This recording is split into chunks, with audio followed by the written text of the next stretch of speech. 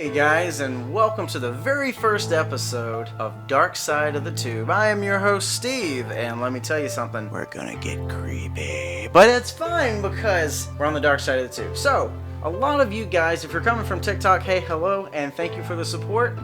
If you're just finding me, great. If you love serial killers, you're gonna love this because we're gonna talk about Joe Metheny today, also known as the Hamburger Killer. Let's get it.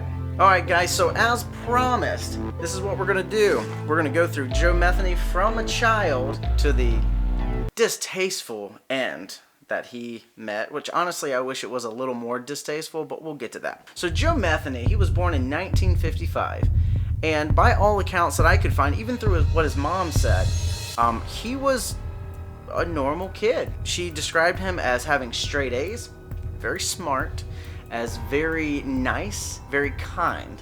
So there was nothing in his childhood that I could find other than growing up in a single parent home. When he was 6 years old, the only thing that I could really find that was like a big negative was that his father was an alcoholic. Now, a lot of people that I know have fathers who are alcoholics, and that doesn't mean they're going to grow up to be a serial killer. I just don't understand.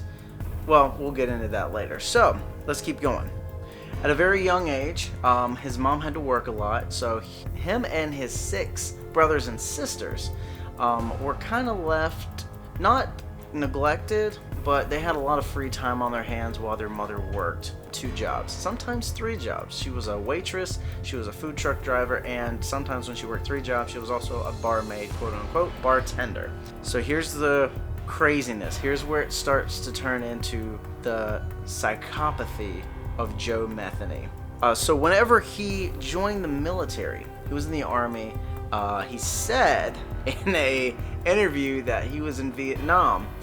When they asked his mom about this, she said that he was full of shit. He was never in Nam. He was in Germany. He was stationed in Germany and was in the military. But he actually said that the reason he was addicted to cocaine and heroin and all these other type of stuff was because of Vietnam, which he never went to. He was just stationed in Germany from the best accounts that we can find. And that was in 1973. So, technically, the Vietnam conflict did not end until about 75. So, there is a chance he's telling the truth, but best record from his mother, no, he never served in Vietnam. So then we start seeing a path of, man, how do I even say it? Definitely crime. A lot of drugs, up to the point where him and the woman that he met who would become his wife, they met over drugs, and when they didn't have it, they did anything they could to get it. And he actually did have a good job as a forklift driver, and he was very good at his job. But unfortunately, he spent almost every single penny he had to fund his addiction. One day he came home, and his wife and son were gone. I couldn't find anywhere, and I'm actually doing research while I'm talking too in a little bit. I've got some pages pulled up here. There was no reason that I could find that she left him other than the fact that he wasn't making enough money to support their habit. It could also have been the fact that he was 450 pounds. Big dude. Big dude. So, here is where the anger comes out. And this is in 1990, to put it into perspective. He was in the military in 73, got out. There's some years there that we don't really know about, and believe me, I did a ton of research. When I did research on psychopathy and the beginnings of it in the childhood state, majority through the age of 7 to 10, neglect is a big factor. That could be one of the big issues in Joe Metheny's life that really started to create this psychopathy, because he 100% was a psychopath.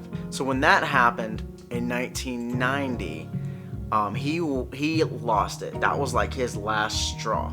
So a few months later, he found out that his wife had moved in with a guy from the other side of town. But he grabbed an axe, and to show you how wonderful of a person he was, he had a spot where him and his wife would go when they would do drugs, and they would always do drugs with homeless people. That was their thing, man. They would get up and they would find like a homeless camp, and they'd hang out with them and just chill. And whenever he found this out, he found out that, hey, she went to the bridge. So he grabbed his axe, got in his truck, and he hit the bridge. His wife was not there.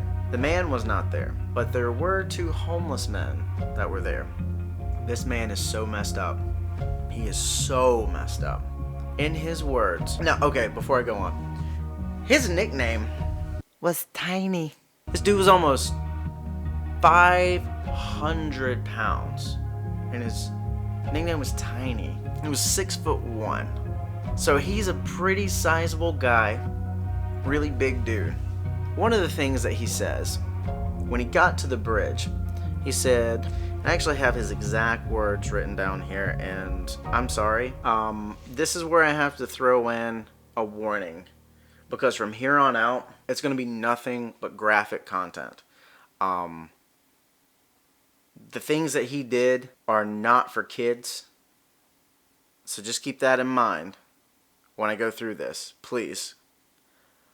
When he found the 2 homeless men, he stopped, he interrogated them, and because he was a little under the influence, he thought they were lying. So, in his words, okay, let's see, I gotta get ready for this. I gotta get my announcer voice on. Is this my announcer voice? So here we go. They weren't there, but the 2 homeless motherfuckers were. And they were there when I left. Except they were dead from being chopped up. The guy literally laughs after he says this statement. What? How? Who? Who laughs? Well, I'm sorry. I'm comparing him to normal people. That's my problem. I think that's why it was so hard to do the research on this, was because I was comparing him to normal people. So after he chomped these people up, he got so mad. He was still in a rage. But that wasn't enough. He got the taste of blood, and he even says it was like a rush. It was like this addictive passion that filled him. And he said right there, like, that was when I got my taste of blood. That was when I loved having the power over the people, like I did. So, what does he do? He goes and finds another victim. He finds a hooker. And he lures her down under the bridge, drugs her up, more than the usual dose. And then, this is where it gets weird. So one thing about Joe Metheny that is odd is the fact he would detail to the cops what he did. I mean, in glorious detail. It was like he was reliving the whole thing again. So whenever he started this, he was so impassioned by the thought of murder that to him, he was like a kid who found another bad thing to do, and he would laugh about it and joke about it. So here's the twisted thing. So whenever he took her down under the bridge, she acted like she didn't know, because he was still interrogating people about his wife and her lover. So she acted like she didn't know. So I beat the hell out of her, raped her ass, then killed her. So I did a little more research when he said, and then killed her. He makes it sound like it was such a quick process. It was a very slow death for her. Now, they never knew her name, and they could never find her body. But he strangled her. And when they asked him in later interviews, he had to associate his victims with not their names or how they looked, but what he did to them. He was like, oh, that was the bitch that I strangled. Like, that was just kind of the guy he was. He was very just demented. I don't know. It was such a hard, calloused soul of a man. But even these 3 deaths weren't enough. Joe still had more left in him. He was ready to go. He was ready to kill somebody else. So what does he do?